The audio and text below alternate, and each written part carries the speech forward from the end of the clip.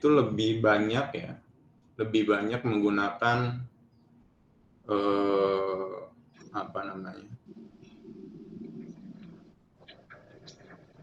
untuk saat ini ya, lebih banyak menggunakan. Kalau sebelumnya itu kita fullnya tuh di mekanikanya, ya.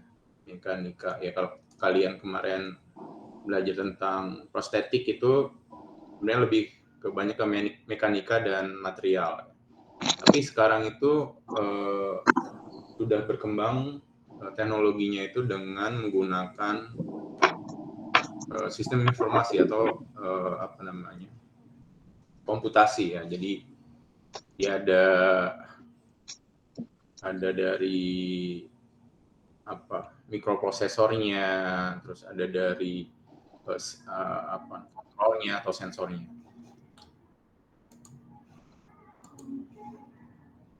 Nah, di jurnalnya itu ya biasanya ya, jadi ada Scopus, ya ada Science Direct, terus ada IEEE. Ya. Nah, ini kalau saya lebih suka ke sini ya, ke IEEE, karena hampir semuanya itu dia base-nya on engineering ya. Kalau Science Direct itu ada terkait ekonomi atau humaniora ya. Kalau Scopus itu ya umum juga sih, tapi kita bisa mendapatkan judul-judul jurnal yang memang spesifik gitu jurnalnya. Oke. Nah, ini kalau jurnalnya ini ya, jadi IEEE.org. Nah, ini kalian bisa cari di sini ya. Kalau ini saya nyari tentang prostetik ya, jadi ada, kalau yang di ini dia open access ya. Kalau yang ada juga yang nggak open access atau dikunci ya, seperti ini dikunci. Biasanya yang baru-baru, yang 2 sampai 5 tahun terakhir itu biasanya dikunci. Tapi kalau udah 5 tahun terakhir belakangan itu biasanya nggak dikunci. Nah, ketika saya tadi dapat artikelnya, itu saya bisa ketika tadi yang dibuka ya, itu ketika kita pencet PDF itu kita bisa melihat jurnalnya. Dari mana jurnalnya? Nah, ini dia. Nah, ini yang kemarin kalian pelajari yaitu prostetik. Nah, ini pada kaki ya. Dia kalau di jurnal itu ada beberapa komponen ya, ada abstrak, ada introduction, terus studi literatur, metode, terus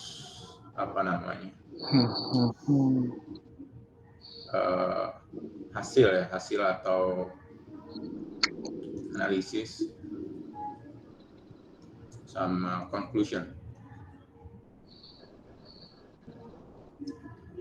Nah, kalau di abstrak ini dia ada biasanya satu paragraf itu ada 3 pokok, yaitu tentang latar belakang atau tujuan ya. Bisa aja juga dia ngasih tahu tujuan penelitiannya itu apa gitu. Metode yang digunakan dan hasil. Ya, jadi dirangkum terus itu. Jadi kenapa kebanyakan jurnal itu yang dipublish itu adalah abstraknya, karena itu adalah rangkuman dari yang ada di seluruh papernya. Kalau introduction itu dia lebih fokus ke latar belakang. Nah, biasanya ini juga dia ada hipotesis ya. Jadi apa namanya?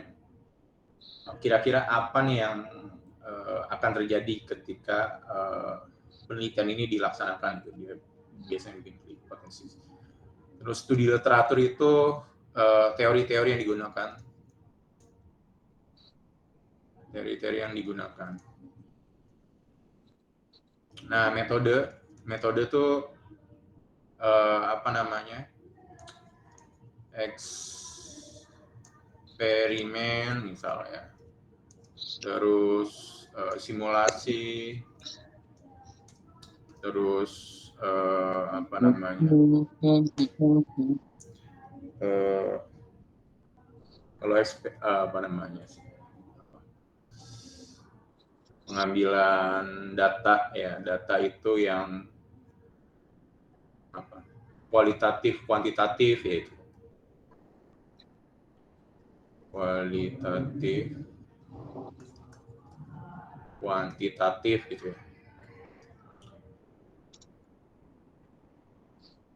Ini.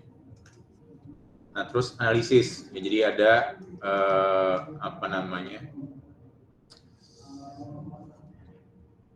Hipotesis yang dikeluarkan itu ada hipotesis. Tesis yang dikeluarkan atau hasil. Nah, ini conclusion-nya itu adalah kesimpulan, rangkuman ya, rangkuman dari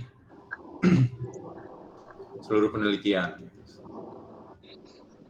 dari seluruh apa namanya istilahnya,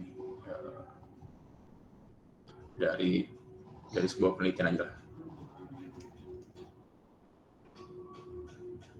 Dan ada satu lagi yaitu daftar pustaka.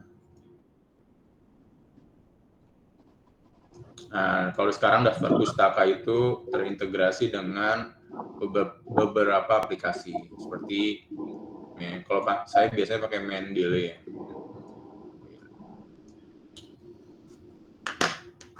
Nah, tadi kita lihat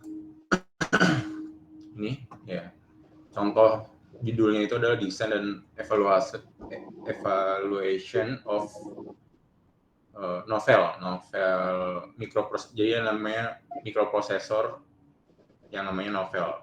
Ya, kan kita ada mikroprosesor itu apa sih? Peralatan elektronik yang fungsinya itu atau gunanya itu untuk compute atau menghitung. Ya, jadi ini ada proses menghitung di sini. Nah, terus ada kontrolnya. Nah, kalau ada kontrolnya itu berarti ada device aktuator yang ada. Ya, ada power dan ada aktuator. Jadi ada apa namanya, alat untuk komputasinya, ada juga alat untuk yang geraknya. Ambil contoh yang ini. Ya, jadi di abstraknya itu ada latar belakangnya, terus ada metodenya. Jadi metodenya ini gate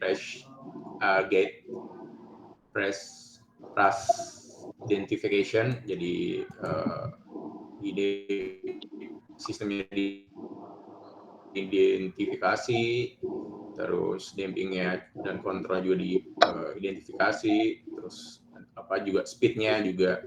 Nah, terus kesimpulannya adalah ini. Jadi bisa nih kita menggunakan it is suggest that proposed microprocessor controller prosthetic knee. Ya, jadi buat apa namanya, kaki itu kita bisa menggunakan prostetik yang dikontrol. Ya, jadi katanya desain gitu. Terus latar belakangnya, nah latar belakang ini kan ada tulisan seperti ini, tulisan 1, 2, 3. Nah itu apa sih? Itu ada di ininya, reference-nya atau daftar pustakanya. Jadi dia ngambil statement, there are more than 30 million amputasi yang ada di dunia, amputed in the world. Nah, itu dapat dari mana dia? Itu tuh dapat dari jurnalnya si ini, yang nomor 1 ini. Itu cara bacanya. Nih, control in amputasi ya. Nah, berikutnya dia sampai nah ini dia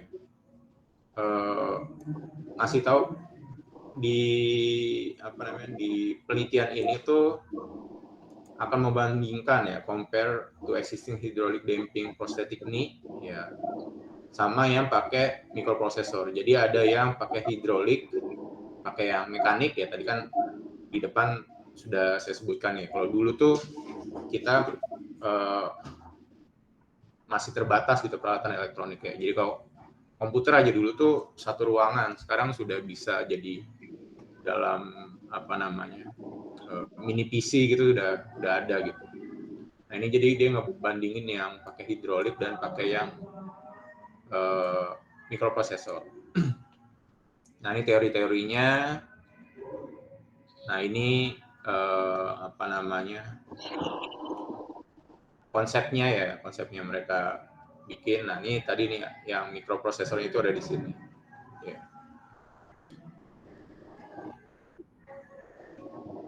Terus sampai ya tadi bab 3-nya metodenya ya, dia identifikasi dan kontrol strategi. Metodenya dia ngapain gitu ya. Terus nah eksperimen and result ini tadi di bab 4, hasil atau analisa ya. Jadi dia melakukan pengujian dan hasil ini dia melakukan pengujiannya dengan menggunakan treadmill dan ini ada kakinya. Kemudian didapat hasil-hasil ya, hasil-hasilnya seperti ini.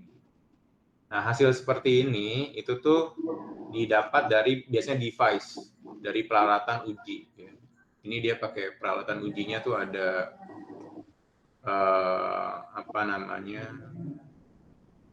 jadi ini mekanismenya ya, mekanikanya. Terus dia ada biasanya ada sensor sehingga nanti ada nilai apa istilahnya, nilai datanya itu berupa data analog gitu ya. Jadi berupa angka gitu ya, nilai perubahannya itu nanti angka-angka itu atau data-data analog itu disimpan atau di record bisa jadi MCU ini atau di storage. Biasanya saya kalau pakai osiloskop gitu ya, itu saya simpannya di osiloskop, tapi kalau pakai PC langsung gitu biasanya di mini PC tersebut bisa kita simpan gitu. Nah, kemudian itu ditampilkan di grafik ini. Nah, ini grafik ini biasanya kita juga ngolahnya di software matematika ya, software matematika. Misal contoh MATLAB atau enggak pakai Excel. Tapi kalau Excel kalau datanya nggak bagus, biasanya ada kondisi patah-patah gitu. Atau nggak banyak itu dapat patah-patah. Tapi kalau di MATLAB itu ketika ditampilkan datanya itu kita bisa menggunakan, atau yang data yang tadi patah-patah itu kita bisa menggunakan curve fitting itu biar smooth gitu. Nah ini contohnya, jadi dia ada beberapa posisi, ada istilahnya SE, HS, FF, TO gitu. Nah ini respon ya, grafik respon seperti itu. Nah terus tadi setelah result ada hasilnya yang dianalisa gitu ya. Nah terus ada conclusion-nya ya, jadi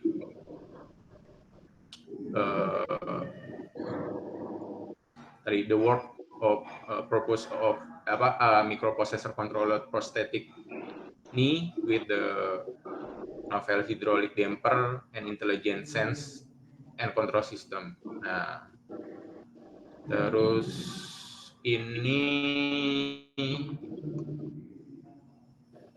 nah tadi ini yang ininya ya, yang kesimpulannya ya, purpose-nya atau tujuannya, the purpose of microprocessor controller prosthetic ini could meet the, ya, atau dapat digunakan untuk keperluan berjalan. Ya, ini bisa digunakan untuk para penyandang disabilitas ya untuk berjalan. Jadi ini udah bisa berjalan. Gitu. Nah, ini biasanya di apa namanya? Saya lagi ngajar. Jadi ini dapat digunakan ya. Biasanya dia ada standar atau ada rujukan kenapa ini bisa dapat digunakan. Ya, dia ada nilai, nah ini nilai-nilainya misal sampai 70 derajat ya. Terus ada apa namanya? Tadi responnya gitu ya. Terus saya nggak ngeliat ini. Biasanya ada standarnya kok. Standar posisi, standar kenyamanan apa namanya? Dari bukan pengguna apa sih? Dari biasanya kalau di medical itu kita kayak misalkan apa? Pakai helm kan ada SNI-nya gitu ya. Nah, itu helm itu ukurannya gitu, terus dia pakai bahan apa gitu, bisa meredam impact sampai berapa. Nah, itu biasanya ada. Dan di sini juga seharusnya ada sih, saya nggak ketemu. Biasanya saya nyarinya tuh di daftar pustakanya kalau nggak ketemu. Jadi dia pasti ada buku atau apa namanya standar yang digunakan untuk tadi dia menjustifikasi bahwa riset yang dilakukan tadi terhadap prostetik keni ini itu bisa dapat digunakan di masyarakat. Mana nih? Ya, aduh. Nah, biasanya ada kok, dia ada apa namanya standar atau buku atau ngambil dari apa gitu, seperti itu. Nah, biar agak enak ngelihatnya, itu kita juga bisa gunakan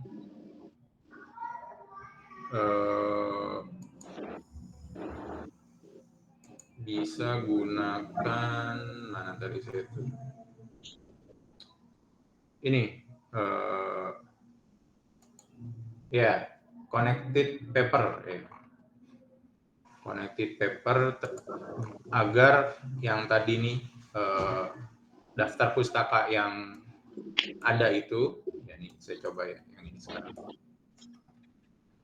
agar daftar pustaka yang kita coba itu bisa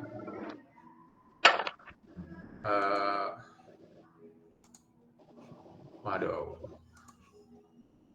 harus login dulu lagi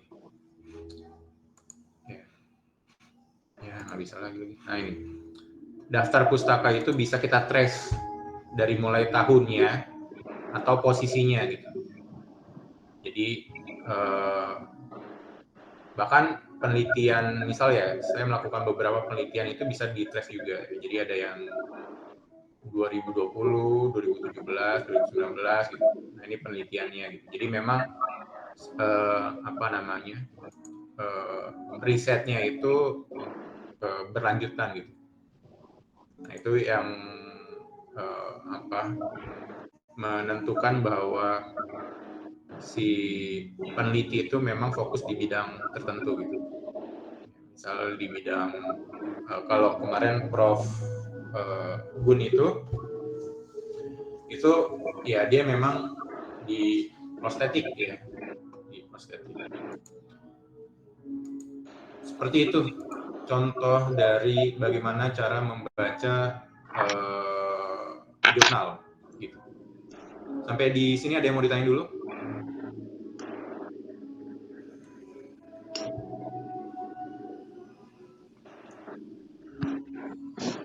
Bu, Pak. Nah, nanti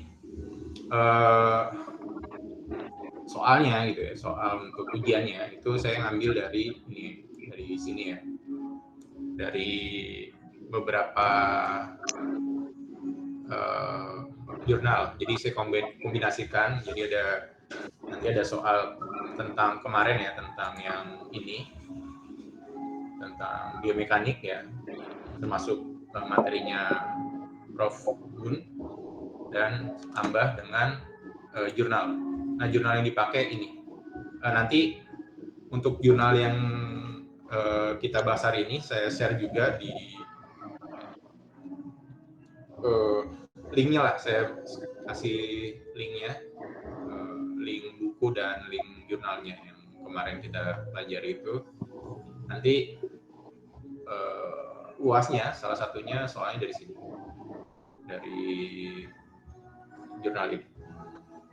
Ini jurnal yang pertama tentang yang apa namanya, prostetik ya. Prostetik ini. Terus nah tadi yang prostetik itu kalau tadi kaki ya. Terus ini ada tangan. Ya. Kalau tadi dia bikin desain dan simulasinya, nah sekarang yang ini dia metodenya tuh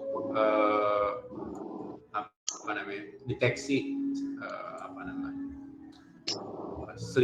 slippage detection ya. Jadi ngedeteksinya itu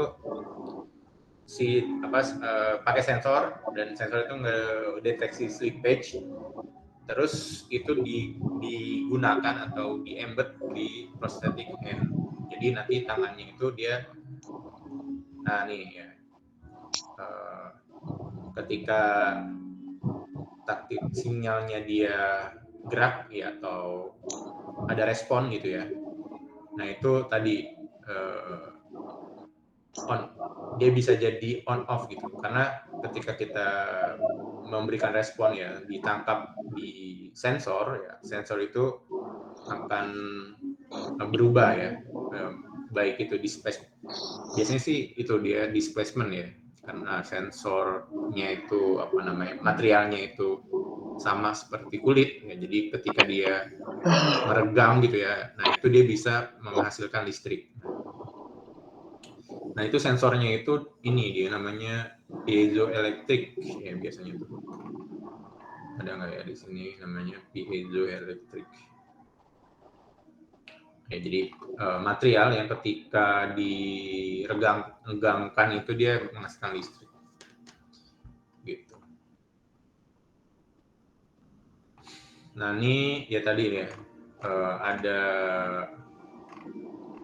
ada apa namanya, material dan metodenya, materialnya itu apa, terus metode yang digunakan apa gitu. Ya ini metodenya simulasi ya, ini digunakan simulasi, melihat respon yang terjadi gitu ya. Ini kalau apa namanya, sinyal dari taktikalnya itu seperti ini, maka yang dibaca di sirkuit atau yang dibaca di tadi prosthetic hand-nya itu seperti ini, maka nanti dia akan geraknya seperti apa. Nah ini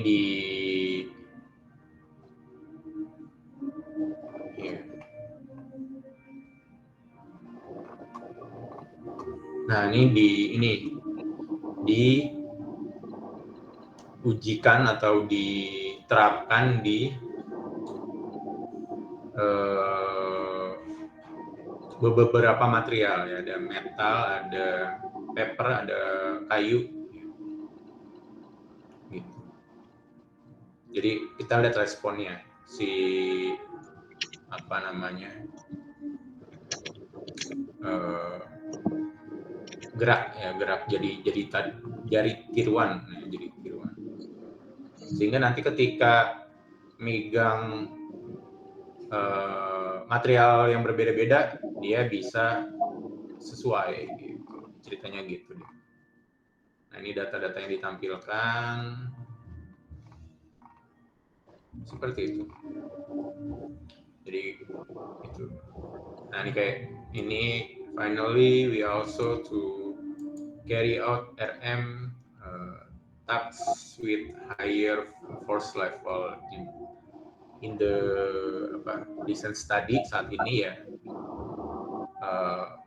Controller setup regenerate-nya itu dan dites pada objek yang itu sekitar 5 Newton ya, atau 500 gram. Wah, ini udah bagus banget nih. Jadi dia udah bisa ngangkat 5 sampai 5 Newton sampai 10 Newton nih. Dengan tadi beberapa tipe material ya. Jadi itu kalau tangannya ada yang menyandang disabilitas itu nanti ketika dia diberikan tangan buatan ini dia bisa merasakan sih, maksudnya ketika megang bola tuh beda, ketika megang kertas beda gitu ya, ketika megang besi beda gitu.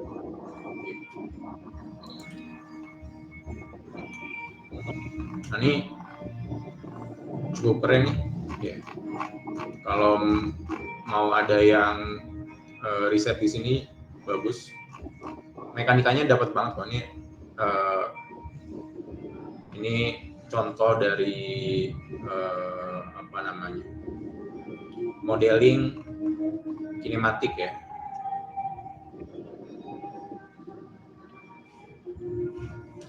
Nah, ini yang berikutnya seperti itu. Nah, ini saya udah ngambil dari IEEE. IEEE itu kalau IEEE ORG gitu biasanya langsung ke jurnal Immunology. Nah, untuk tadi yang dikunci-kunci ini, kalau kalian nggak tahu ya, kalau dulu tuh di UPN itu di perpustakaan tuh ada aksesnya. Jadi kalau pakai akses internet dari UPN, ini kebuka, atau kalian dikasih user untuk login gitu ya. Login. Nah, nih sign in. Nah, kalau didaftarin dari perpus itu biasanya bisa kebuka. Kalau saya dulu di ITS ya, kalau di UPN tuh kalau nggak salah tahun kemarin deh, saya lupa. Tahun kemarin tuh saya make, cuman tahun ini nggak make. Nah, itu bisa tuh akses yang di ini nih, yang dikunci ya. Jadi kalau mau make yang yang nggak dikunci itu bisa ngubungi di perpustakaan. Nah, kalau ini prosthetic arm ya, jadi tapi dia nih bikinnya dari 3D printing ya, jadi di print, gambar di print. Nah, ini digambar di print. Nah, ada namanya ya kan kemarin ya, anatomi dan fisiologi fisiologinya itu kan fungsinya. Nah, anatomi tubuh manusia tuh beda-beda ya. Jadi biasanya kalau yang berbisnis atau di kedokteran itu ya, yang berbisnis di prostetik itu, dia selain punya 3D printing, dia juga punya alat scanner. Faro scanner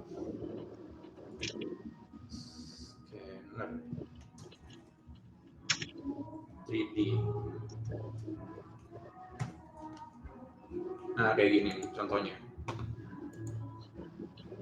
Ya. Jadi ini kalau ini buat produk ya. Jadi dia ditaruh di situ, nanti di scan gitu ya. Nanti tampil jadi 3D ya. Ketika jadi 3D nanti hasilnya itu bisa di print ya. Di print menggunakan 3D printing. Nah, ketika menggunakan 3D printing itulah kalau tadi buat prostetik ya. Kalau buat prostetik itu akan pas dengan penggunanya gitu. Jadi dia kita buatnya pun juga bisa custom gitu. Mana tadi ya? Nah, ini custom dia. Jadi seperti itu. Nah, ini jurnalnya tuh ini.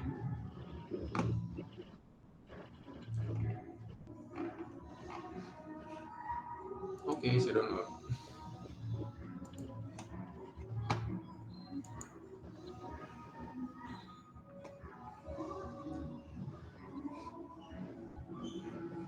Oke. Ini kalau ini dia Scopus.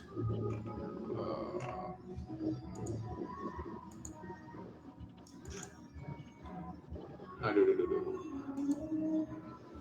Kenapa nggak bisa? Nah, kalau yang Scopus ini tadi saya udah coba untuk buka ya, ada beberapa yang bisa dibuka dan sama ya, kayak nggak bisa dibuka. Nah, kalau misalkan nggak bisa dibuka itu ya tadi biasanya kita nggak menggunakan jalur yang dari kampus, atau tadi kita belum dikasih izin atau dikasih username dengan password dari perpus biasanya. Tapi untuk aksesnya kita bisa dari sini. Ini kayaknya nggak bisa di-download, saya skip aja. Tapi kalau mau nyari bisa di ini ya, di Scopus atau di Elsevier. Elsevier juga masuk ke Scopus kalau nggak salah. Ini tuh prosthetic hand juga, cuman ini lebih ke, nah ini dia, lebih ke mechanical engineering-nya gitu. Jadi bikin bikin roda gigi gitu ya, bikin mekanismenya gitu. Ini kayak masih prototype karena ini terlalu besar gitu ya. Mungkin nanti suatu saat akan ada nano teknologi ya. Kemarin juga kita udah sempat bahas nih, nanoteknologi gitu. Untuk tadi nih bentuk-bentuk gear ini tuh bisa kecil ya. Ketika itu bisa kecil, bisa cocok atau pas di tangan gitu ya. Jadi bisa bikin mekanik tangannya tuh nggak terlalu besar seperti ini. Kalau ini contoh aja. Contoh nanti untuk ngukur atau ngitung dia biasanya ada respon yang ingin ditampilkan gitu, untuk ketika kita punya data banyak respon gitu ya. Nah, perangkat kita nantinya itu bisa kita masukkan algoritma machine learning gitu ya, sehingga nanti ketika itu digunakan dengan pasien yang berbeda itu juga bisa cepat sesuai gitu.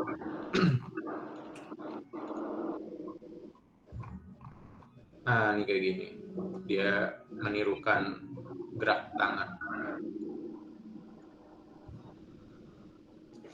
Seperti itu. Cuman device-nya masih gede banget nih. Dia masih gede. Ini cuman ini sih, kayak ini kedepannya ini dia akan digunakan untuk bikin robot ya. Bukan untuk medical, tapi dia buat robot. Jadi ketika tangan pada posisi A gitu ya, robot juga bisa menirukan tangan dengan posisi A. Posisi B bisa juga, posisi C dan posisi D dan seterusnya. Jadi sehingga si robotnya itu nanti pergerakannya mirip dengan gerak yang ada di manusia saat ini. Kayak lebih ke robotik ya. Di mechanical engineering ini mana? Ya tadi bikin mekanisme ini. Terus ada single DOF ya. Single DOF itu maksudnya degree of freedom.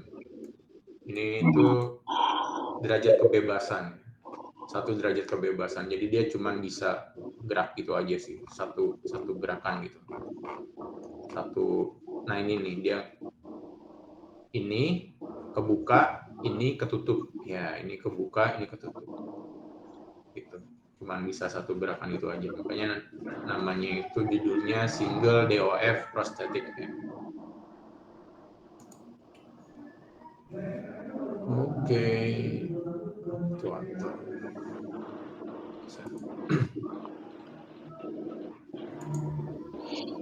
Nah ini tadi kalau tadi buat kesehatan gitu ya, sekarang ini ada tentang buat robotik.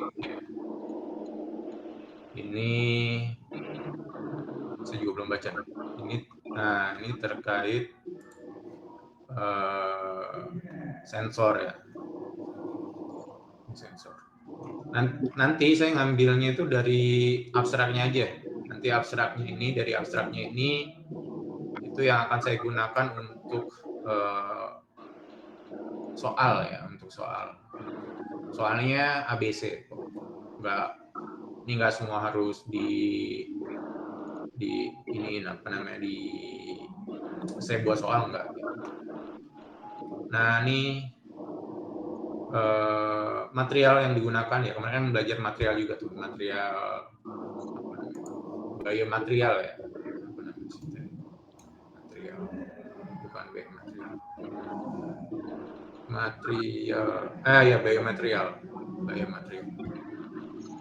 Nah ini contohnya nih. Nah ini nanoteknologi nih dia. Sudah kita bisa melihatnya tuh sampai 5 mikron, milimikron. Nah ini tingkat kesensitifannya, terus ada load atau yang bisa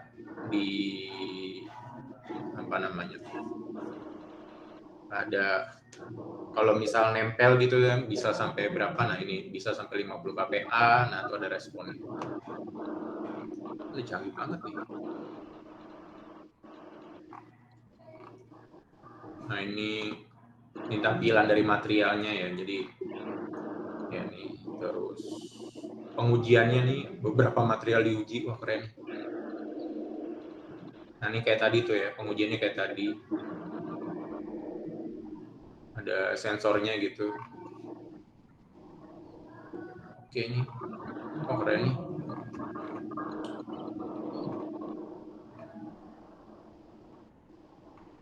Wah ini dikasih tahu juga nih, peralatannya apa aja nih.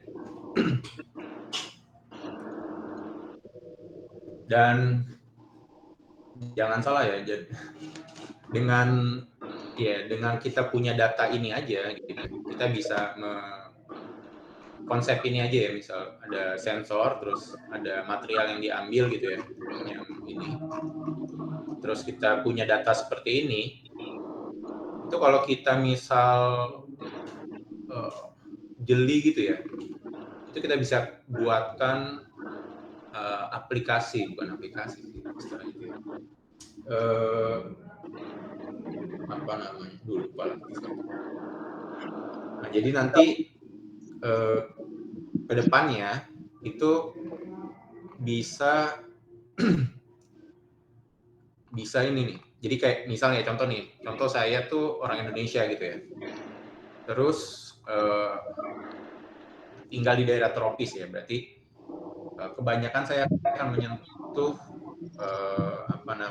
benda-benda atau let's say misal di lingkungan gitu ya, tanaman-tanaman yang dari daerah tropis gitu. Nah itu kalau misalnya saya punya tadi arm atau prosthetic arm tadi itu,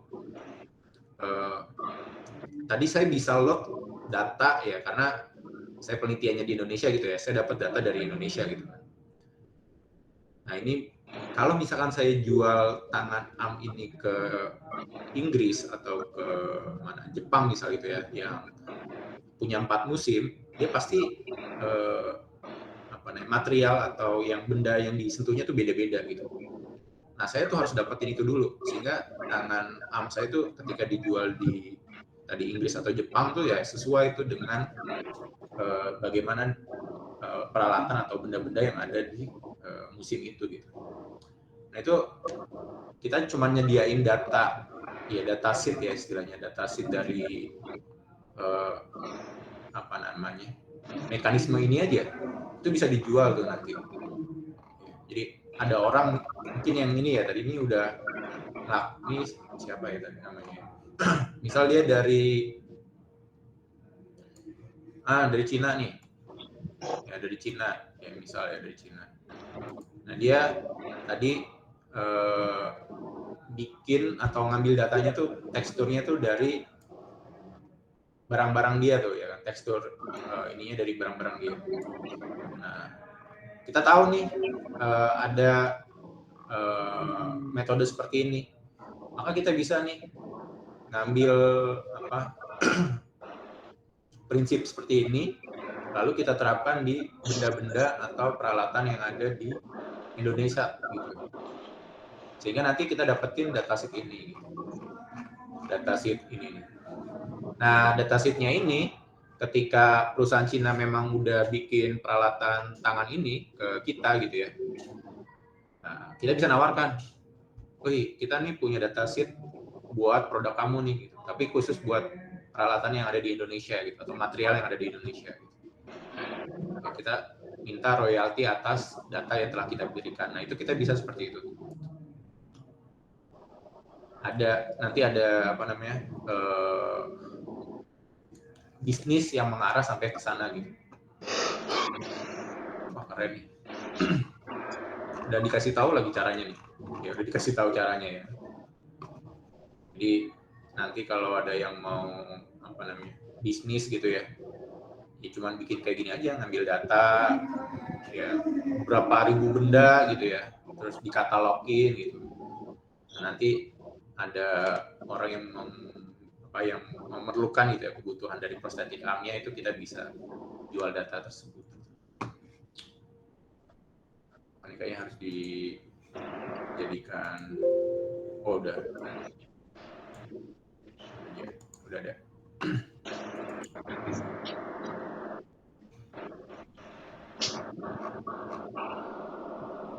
Kalau ini sama yang tangan, cuman ini kaki ya.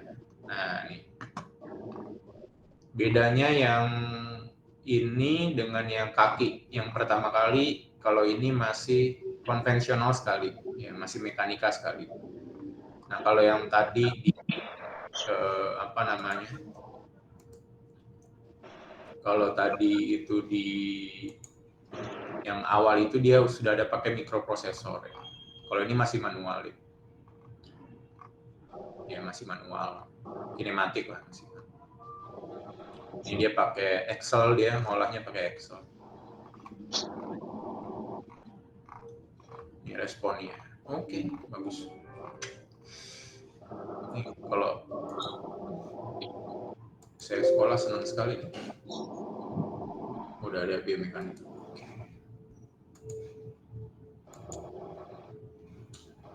Terakhir itu ada namanya Science Direct ya. Jadi tadi ada 3 ya.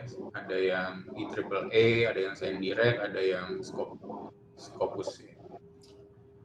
Nah, ini kalau saya search temanya tentang biologi ya.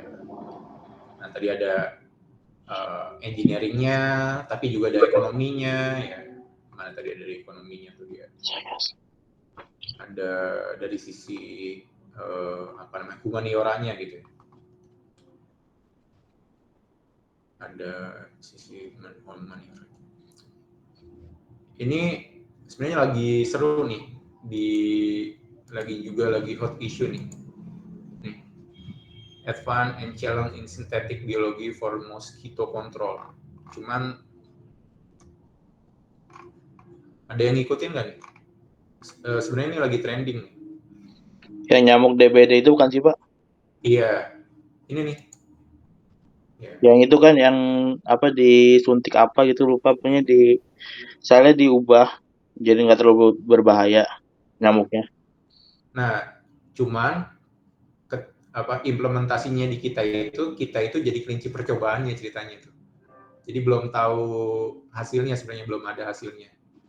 Gitu. Jadi sebenarnya ya kalau itu nanti ada hasilnya, disebar itu ada hasilnya.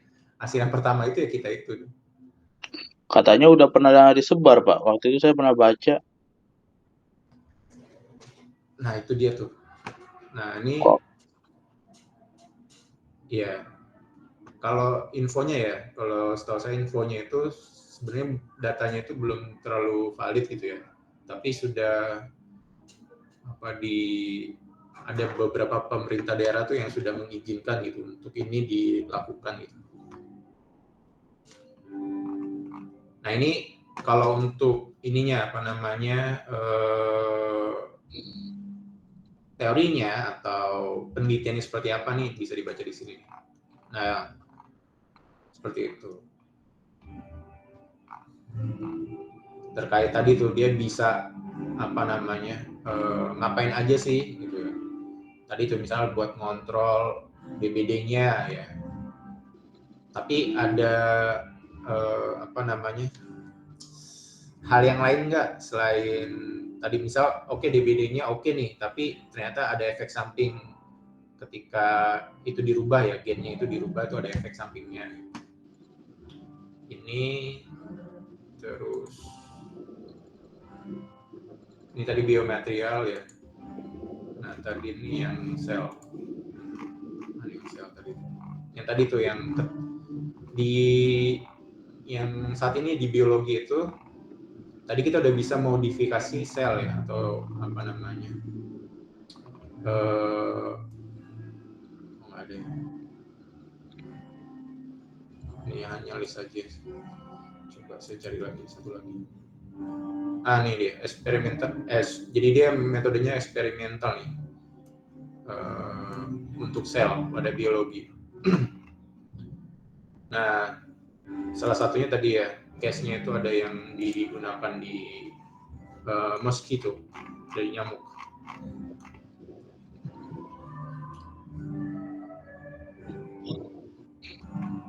Kalau misalkan agak sulit ngebacanya ini ya, ngebaca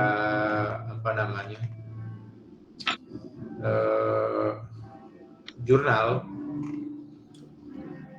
yang pertama aja deh, misal jurnal ini dalam bahasa Inggris gitu ya, kalian bisa gunakan translate ya, gunakan translate Google Translate atau yang lainnya itu juga bisa. Misal ada yang namanya DeepL ya. DeepL translator gitu. Dari mana sih? Nah, ini kita bisa mendapatkan translate-nya gitu.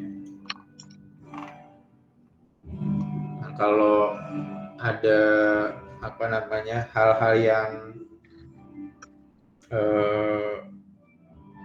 kira-kira kata-kata yang banyak gitu ya, dan hal-hal itu sulit atau kita nggak familiar dengan kata-kata tersebut ya, misal kata-kata biolog. Nah, ini misal patogen atau kalau disease sih udah nih insectidus ya, ini insectidus nih apa nih insectidus gitu. Nah itu kalian bisa pakai AI untuk summary-nya gitu. Misal pakai Gigas ya. Atau banyak sih, ada beberapa AI lagi yang bisa digunakan itu untuk tadi mensummary-kan biasanya. Dia bisa mensummary-kan, ya, jadi dia bikin summary gitu ya. Jadi akhirnya di summary ya seperti ini ya, mosquito penyakit respiratif terhadap isu global ya, kesehatan. Terus malaria salah satunya ya. yang menjadi case-nya yang terbanyak tadi dari nyamuk. Terus goalnya itu tadi nih gen editing. Jadi gennya tuh di editing untuk kesehatan global atau pertahanan. Nah ini jurnalnya nanti kalian bisa baca-baca di tadi sumber-sumber jurnal yang tadi saya sebutkan. Seperti itu. Sampai di sini ada yang mau tanyain dahulu?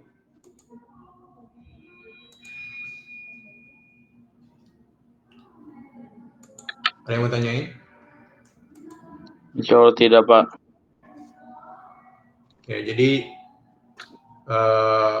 nanti kurang lebih materinya untuk yang UAS tadi ya itu ya, tentang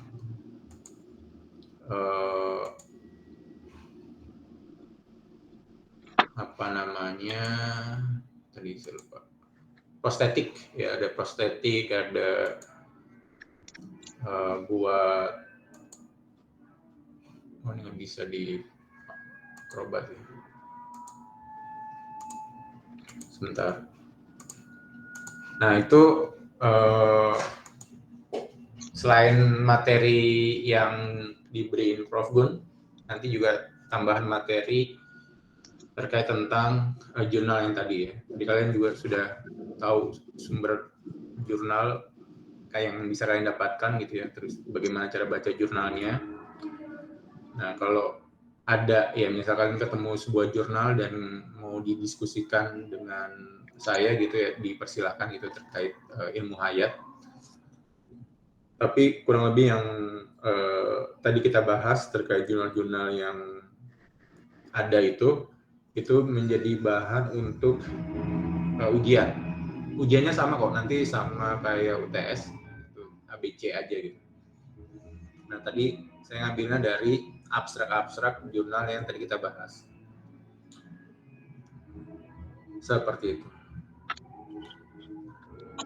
Nah, jadi ujiannya itu kalau nggak salah Desember ya, awal Desember ya? Udah tanggal 12 Pak kalau nggak salah Pak. 12. Iya, Pak. 12 Pak. 12. Oh, 12. Berarti gini aja nih. 12 kan masih, kita berarti besok masih ketemu sekali. Nanti soal aja itu ya. Soal nanti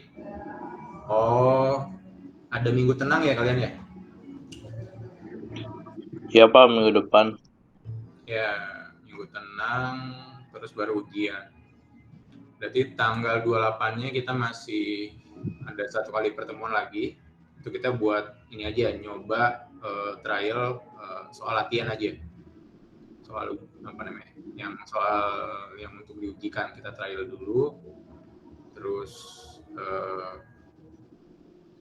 tadi dipersilakan ya, misal kalau masih ada pertanyaan atau masih ada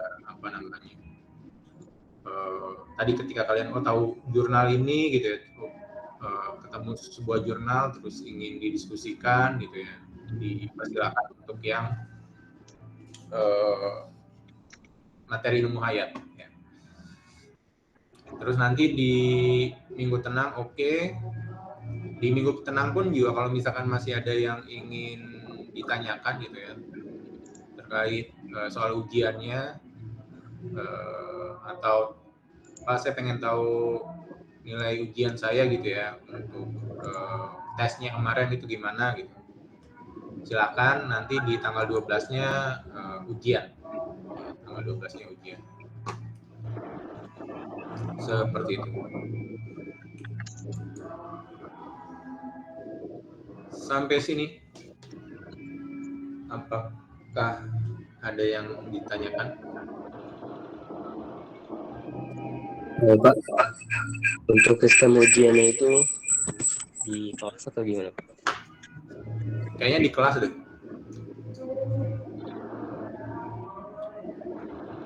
Datang. Tatap muka kayaknya. Kalau yang UAS.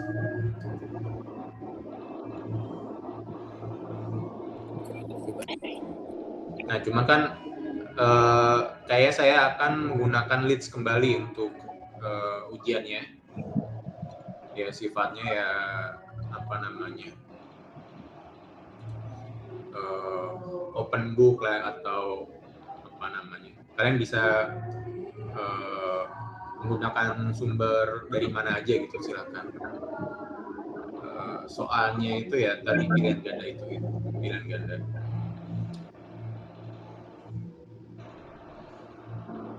Oke. Pak, berarti online tapi di kelas ya, Pak?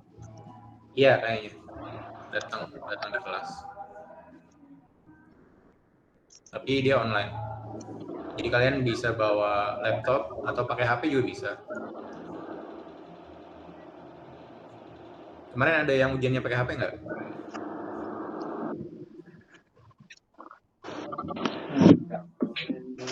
Kalau misalkan memang nanti ada kebijakan boleh ujiannya dari rumah, nanti online aja ujiannya. Alhamdulillah. Nggak apa-apa. Jadi di waktu itu, tapi kalian dari rumah. Nanti saya coba koordinasi sama Kak Prodi deh. Kalau boleh ya, nanti ujiannya dari rumah aja. Tapi kalau misalkan enggak, ya datang bawa laptop atau bawa gadget untuk akses ke web, ke leads.upnpj.ac.id. Baik, Pak. Oke. Kalau nggak ada yang ditanyakan, boleh dong untuk absensinya chat di chat ya, apa di kolom chat ya. Nama dan nick-nya aja.